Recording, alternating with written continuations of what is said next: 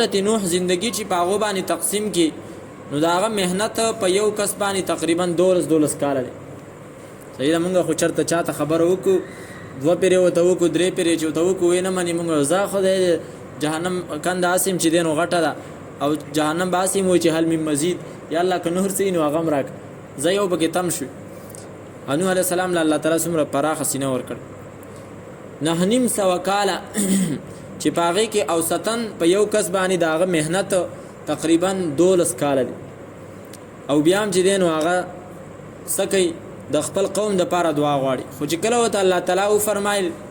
واوحي الى نوح انه لا يؤمن من قومك الا من قد امن چې نوح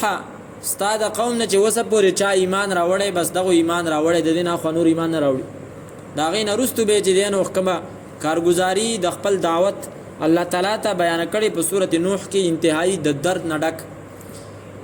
چې یا الله ما خپل قوم مرابللو حق طرف ته ما ورځ ته ندی کتلی ما شپې ته ندی کتلی ما هر طریقه او حربه استعمال کړله زه انفرادي تور سره یو کس خاله ورلم اجتماعي خلکو ته می بیان وکړو په پټه می وتوکو په ښکارا چغې می وتوالي یا الله زما قوم ته چې ما کلم دعوت ورکو یا الله هغه بچینو په وګونو کې ګوتې کې خودي فلم يزدهم دعاء الا فرار زما